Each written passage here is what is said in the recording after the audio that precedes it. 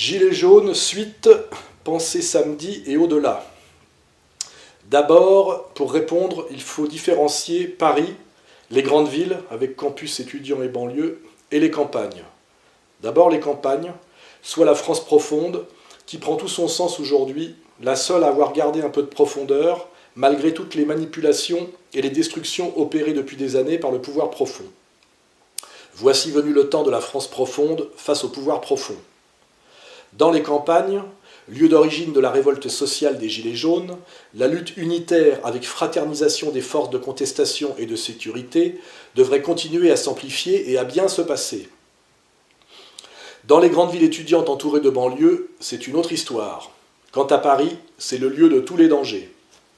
Un lieu, ou plutôt deux. D'abord, le Paris des Gilets jaunes sociaux qui veulent marcher sur l'Élysée, faire tomber Macron et ce qu'il représente, la banque, les Rothschild, la surfiscalité injuste, la dette, l'oligarchie. Et de ce point de vue, Hervé Ryssen en couverture de Paris Match, même par hasard, est un sacré symbole. Ensuite, le Paris des Gilets jaunes illégitimes, jeunes et racailles qui vont déferler sur Bastille, Nation, République, pour casser et piller un Paris bobo abandonné par des forces de sécurité submergées et concentrées sur le triangle d'or, Élysée, Concorde, Chambre des députés. Des pièces rapportées qui m'amènent à parler du rôle du nouveau Besancenot, François Ruffin. Un François Ruffin mis opportunément en couverture des Inrecuptibles par le banquier Pigasse, qui joue à plein son rôle de manipulateur gauchiste, soit 1. Séparer le prolétariat et la classe moyenne, qui constitue l'alliance révolutionnaire, par un discours démagogique sur l'ISF. Un impôt sur la fortune qui n'a pas été supprimé par Macron, mais aggravé en retranchant le capital spéculatif pour n'en conserver que la propriété foncière, et ce, afin d'achever de spolier la classe moyenne enracinée. Classe moyenne paupérisée que Ruffin, soit crétin, soit tapin, désigne comme riche au prolétariat en colère, afin de protéger les spéculateurs nomades, dont M. Pigasse, propriétaire des Inrecuptibles. 2. Pourrir le mouvement social par les casseurs gauchistes dits Antifa, enfants gâtés de la petite et moyenne bourgeoisie des services issus de mai 68 et plutôt bénéficiaires de la crise, contrairement à la classe moyenne entrepreneuriale. 3. Racialiser et communautariser la colère pour casser le combat de classe en manipulant la racaille.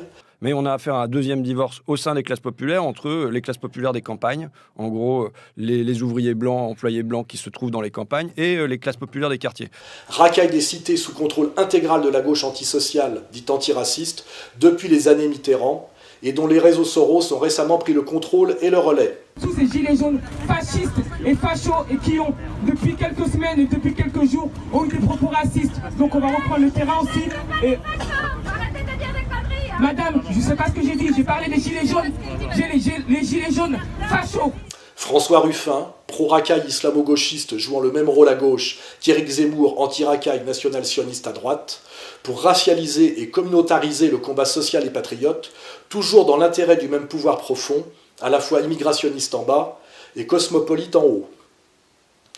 À ce stade de l'analyse, une première mise au point. Les Gilets jaunes sont un mouvement de travailleurs, donc un mouvement d'adultes. Les lycéens, les étudiants et les racailles, qu'elles soient gauchistes ou ethniques, ne sont pas des travailleurs. En tant que jeunes, ce sont des assistés, voire des parasites. Ils n'ont donc rien à faire dans ce mouvement. Ils y ont été introduits sur le tard pour le pourrir. Pourrir par cette même gauche sociale traite exclue par les Gilets jaunes, la CGT et le NPA notamment, chassés systématiquement des piquets, mais aussi Mélenchon, menacé par ces mêmes Gilets jaunes, s'il tentait de venir récupérer le mouvement à Paris. Toujours ces mêmes pseudo-jeunes issus de mai 68, au service du pouvoir profond antipopulaire et antinational, soit le pouvoir bancaire, maçonnique et sioniste. Seconde mise au point, Macron est à la fois cramé et lâché. Cramé par sa présidence calamiteuse, à la fois antisociale, destruction du statut des cheminots, et décadente, frotti-frotta pro-racaille ethnique à Saint-Martin et pro-LGBT lors de la fête de la musique.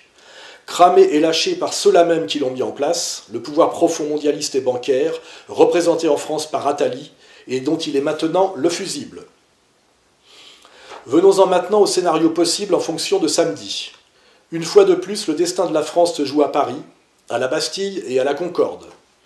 Et le mouvement peut aussi bien évoluer vers la démocratie participative et la ligne préconisée par Étienne Chouard, faite d'autogestion, de tirage au sort et de subsidiarité, ce qui est l'aspiration profonde du mouvement originel, victime du grand capital bancaire et grand patronal, soit évoluer à l'inverse vers la dictature et une reprise en main par la plutocratie otanesque et sioniste. S'il survit politiquement aux événements parisiens de samedi et qu'on reste sur une colère sociale, Macron peut au mieux appeler un nouveau Premier ministre. Et pourquoi pas Mélenchon, conformément à ce qu'Attali lui avait promis au moment des présidentielles, pour qu'il renonce à une alliance avec Hamon, donc au second tour, à la place de Marine Le Pen. On entrerait donc dans une cohabitation avec mesures de gauche sociale qui permettrait à Macron de sauver momentanément son mandat et à Mélenchon de se rapprocher de son but, la présidence. Et si samedi se solde par le chaos total, prise de l'Élysée par les gilets jaunes les plus radicaux, pillage d'un Est parisien abandonné par les forces de l'ordre, par des racailles gauchistes et ethniques pouvant aller jusqu'au meurtre, avec sa composante islamique bien instrumentalisée, chère à Éric Zemmour. Moi, j'ai pas d'idée, je viens des banlieues, on vit la misère dans les banlieues, et aujourd'hui on vient se venger, c'est tout. Macron, acculé au pire, peut décréter la loi martiale et transférer le pouvoir à l'armée via la personne du général De Villiers qui se tient déjà prêt. Général De Villiers qui est aux ordres de l'OTAN, soit du pouvoir mondialiste, et dont le seul haut fait militaire est d'avoir introduit la mixité sexuelle dans nos sous-marins. Difficile de prévoir au-delà. Ce qui est sûr, c'est que le peuple de France, des années endormies, s'est réveillé pour écrire à nouveau son histoire, et que le devoir de tout patriote est de se tenir prêt à ses côtés. À suivre.